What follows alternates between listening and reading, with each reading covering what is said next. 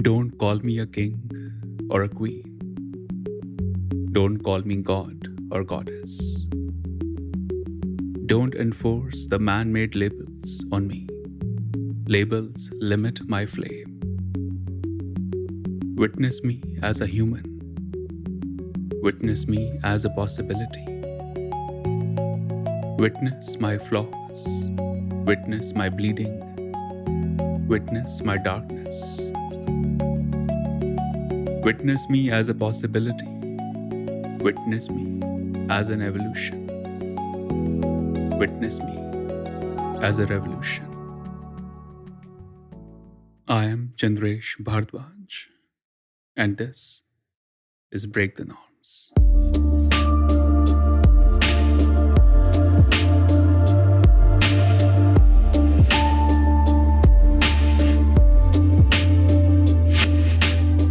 Namaste everyone, I hope you're doing well.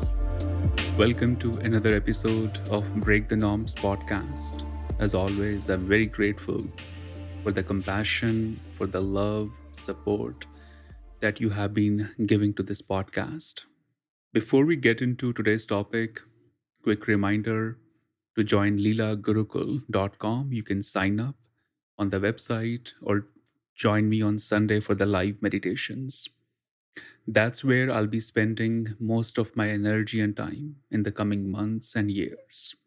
Each week, I become a little more clear about how I want to connect with the modern social media apps and all this network there.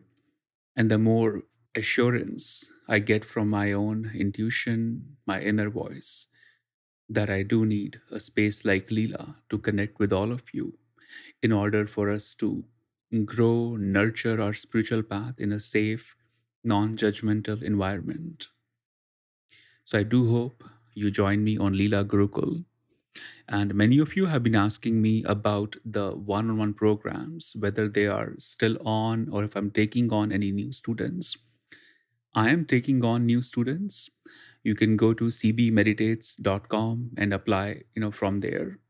But just so you know, the one-on-one programs are intense. They are deeper. They require a certain level of commitment for a few months. And if you feel you are in a place where you can give that level of energy to deepen your path, to heal a certain energy or to heal a certain block in your journey, then the one-on-one program is for you, absolutely. And I'm excited for you to show up for that. It takes courage. Not everyone is ready for it. So I have huge respect for those who show up for that kind of work.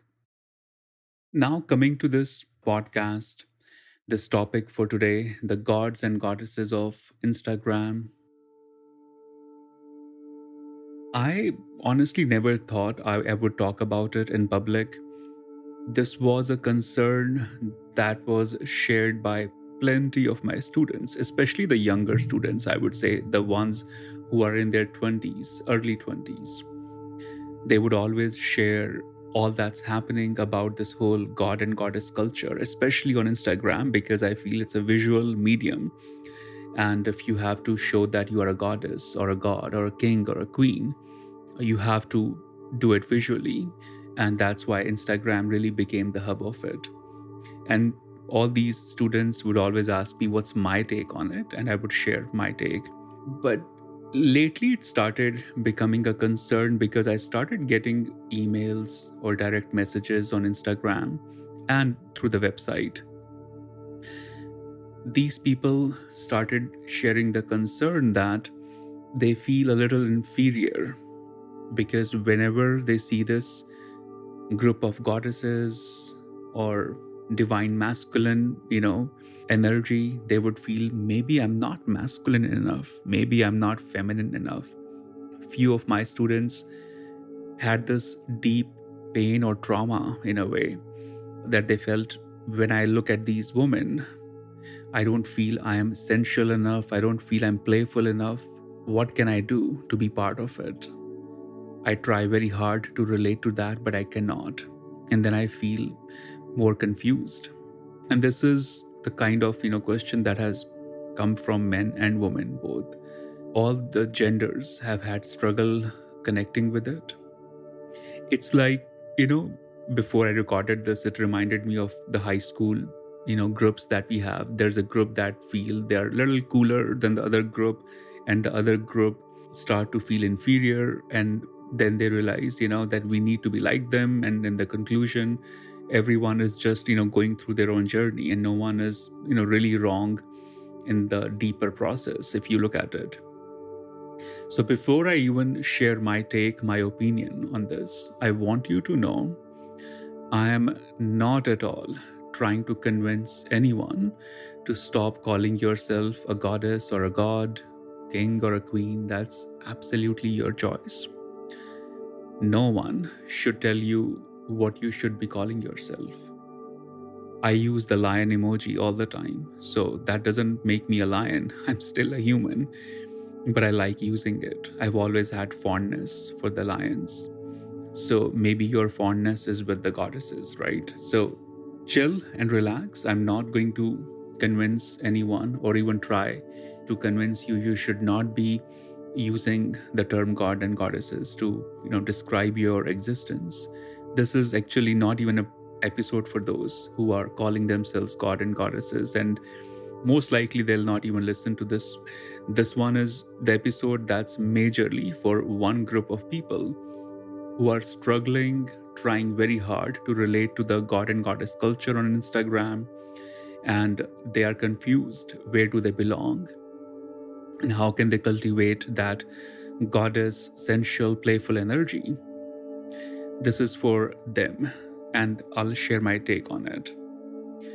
One thing I really feel that I must share, that most of these popular trends on, social media, they start with good intention. At least that's what I believe in, that they start with a noble intention, and then the social media noise takes over and things are never the same. Also, I feel we all are trying to heal ourselves in our own unique way, because our wounds might look the same from outside, but deep down they are not the same. They have very unique roots. They come from unique struggles, unique level of suffering.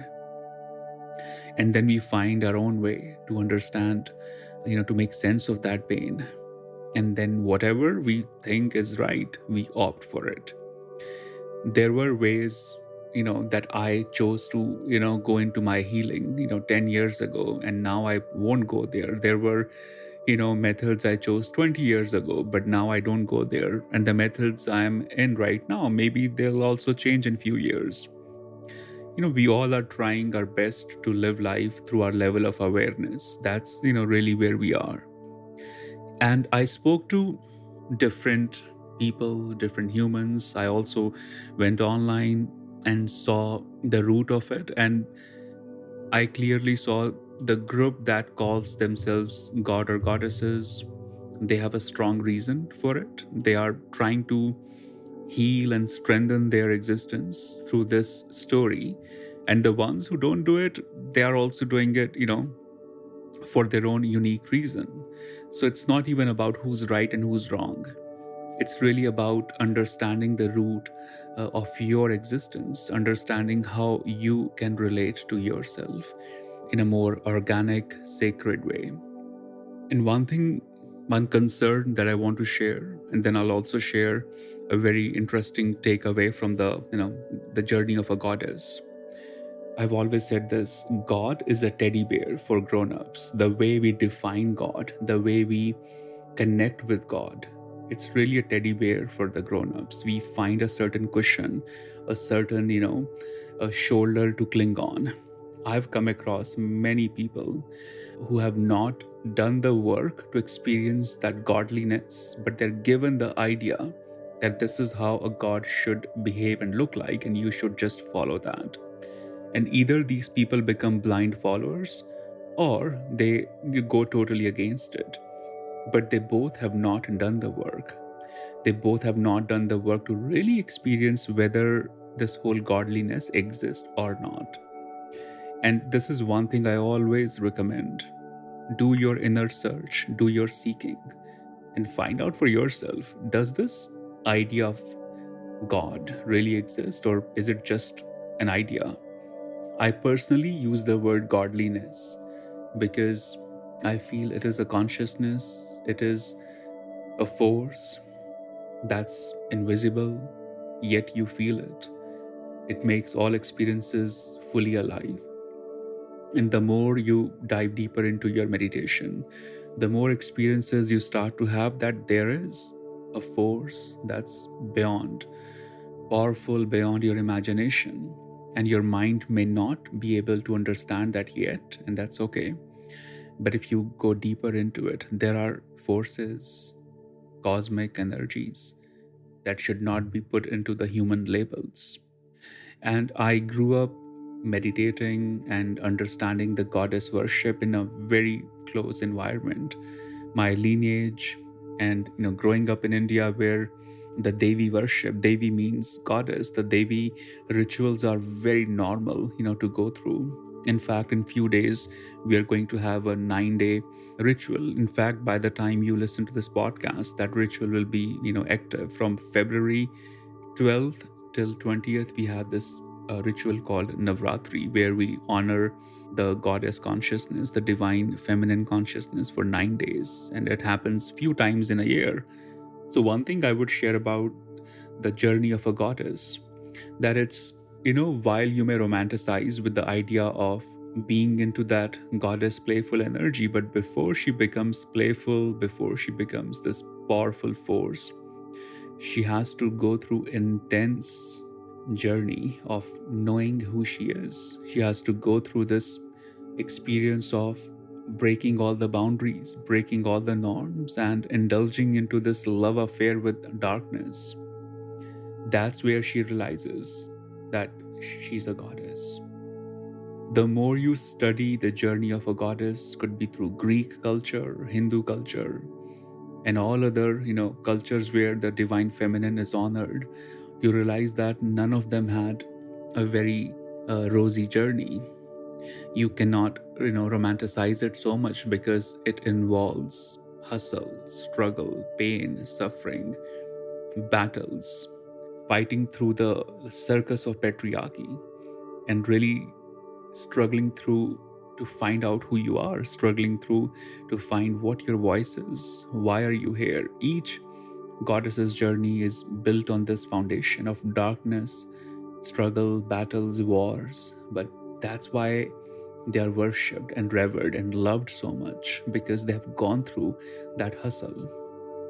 And I can go keep going into it. In fact, one of the programs in Leela Gurukul will be about understanding the journey of a goddess, because I truly feel this will be such a learning experience for all of us to indulge into that journey of understanding journey of a goddess through the lens of tantra. So having said that, I feel those who struggle to relate to this culture of goddesses and gods on Instagram, those who struggle to relate to that, I would tell you, relax, breathe, and meditate on a beautiful possibility that exists beyond this god and goddesses of Instagram. A possibility that's human consciousness. And there is so much significant and fascinating stuff about the human consciousness that puts you way above and beyond any sort of god or goddess vibe. I promise you that. I can quote mantras, I can go into wisdom scriptures and actually prove that, because the most beautiful part of the human consciousness is that it holds a powerful possibility of a complete transformation. I remember watching and reading, many stories of the sages and monks, and I'll share the most popular one of them because you all might find it relatable. The journey of Buddha, when he became enlightened. It's believed that the night he became enlightened, sitting under the Bodhi tree, the gods and the goddesses from the universe, they showered roses on him, they showered flowers on him. I saw that visual in documentaries, in the movies that I saw in India. I read that in the wisdom scriptures that Buddha was honored and loved by the god and goddesses, by the flowers. And That intrigued me, that even gods are honoring this man, this human who became enlightened. When gods come to honor you, that means you have achieved something really big. And I remember sharing it with my guru, and Guruji said, this is the beauty of a human consciousness. You carry the possibility of becoming enlightened. And my instant question was, but why gods are coming to honor you? Because gods already have this capability. Isn't that very normal for them? And the answer is, it's not. The way, this whole Devlok means universe where only gods and goddesses reside. And it's, pretty normal narrative in the Eastern spirituality called Devloka or Devlok. These devs, these divine beings are always happy. It's like the good vibes only, culture there. It's almost like a forced good vibe only culture, the forced light. You're always happy, joyful, content. There's no pain, no suffering.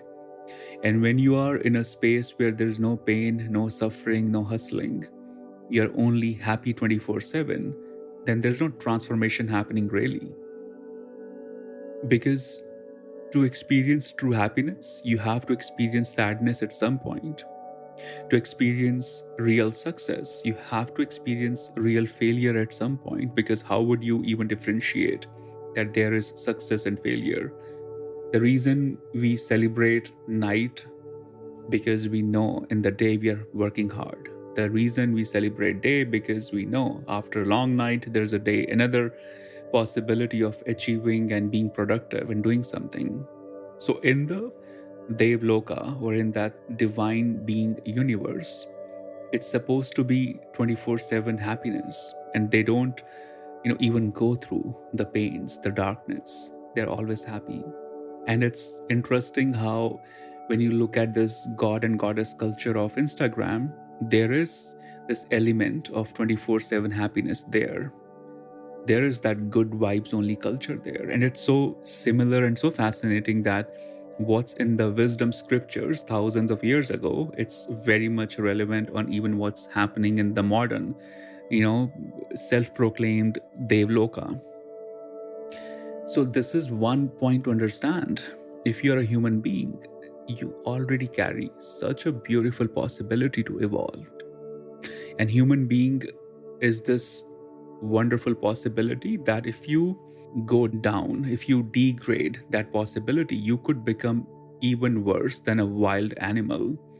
You could, set examples that are horrific, terrible. And I don't even need to go into those examples, because if you start reading the news, if you start watching these documentaries where you know these serial killers, and you're like, how can a human become this violent? How can a human become this hateful? But that's another possibility of human being. If they don't handle that conscious energy well, that conscious energy can go into any direction. It's like a river. When it loses the direction, it can create floods, it can destroy lives. But if it goes into the right direction, it can bloom flowers. So the same consciousness, when it goes down, when it goes into the direction of hate, violence, it can destroy everything, including its own existence. But the same consciousness, when it chooses to go upward, it can become Bodhicitta, which means Buddha consciousness, the Buddha consciousness. That's what it becomes. And this is a blessing and curse of this human life, because every moment you have to be reminded of this wonderful opportunity and possibility that you carry within. So if you are struggling to relate to the god and goddess culture of Instagram, relax. Remind yourself that I already am a human being. And that's a possibility that universe, the divine, has given me. And that's way beyond any hashtag, way beyond any trend. Now, if you're wondering how do you really cultivate that possibility, I mean, my entire podcast is filled with those episodes. The entire science of meditation is filled with that power, that you can evolve into the higher layers of awareness. There is a reason why in the wisdom scriptures of the East, they keep on saying that you have to go through millions of births and deaths before you take birth as a human being, because this life, this human life, is a great blessing. All the sages and masters have continually saying this, that if you wish to experience liberation, if you wish to experience your highest truth, the journey has to go through human life. It cannot go through life of an animal, cannot go through life of a god or goddess. It has to go through human life. You cannot bypass that. You cannot escape that reality. When we don't want to look deeper, when we are escaping the reality, then imagination starts to feel better. And I feel that's where this movement of god and goddess culture starts to go wrong. I'm going to share 3 elements that can hopefully help you to not only expand the strength of this human consciousness, but also open the door to experience that divinity within you. Number 1 is sankalpa, which means intention. The power of sankalpa and intention is significant, game changer. I have a podcast on it, but the truth is, a life or meditation path without intention is like roaming around in a car with no GPS, with no direction, no address. You'll keep on driving, but you'll only end up exhausting your energy. So have this intention, have this sankalpa for your journey. You can go deeper into my meditations, different podcasts to understand how to really plant that intention. Number 2, sadhana, which means disciplined spiritual practice, which also means meditation. Show up for your meditation, show up for the work that we all need to do to experience this life better, to expand this human consciousness in a better way. And third one is dharma, the conscious purpose. And the truth about dharma is life doesn't have a purpose. Life in itself is a purpose. Helping your life to bloom is our greatest dharma. That's all. So understand all the barriers that you have been, building unconsciously. When the barriers are taken care of, then the blooming can happen effortlessly. So 3 points: sankalpa, which means intention; sadhana, which means consistent, disciplined meditation; and finally dharma, which means conscious life purpose. Allow your life to be what it's designed to be. I hope this podcast makes you think, makes you reflect upon how you relate to yourself and others around you. And I hope you listen to this podcast with open heart and receptivity. We have the right to call ourselves whatever we want to call ourselves: a unicorn, a lion, god, a goddess, a king, queen, anything. But in all these labels, don't forget that our ultimate responsibility is to live and breathe through this human consciousness. It's a gift that we cannot and should not take for granted. Honor your existence in all possible ways. I hope this podcast may travel through the untapped universe of your darkness, light, courage, passion, and so much more. Please do subscribe and be ready to break your norms. I am so excited and very honored to be part of your sacred journey through this podcast.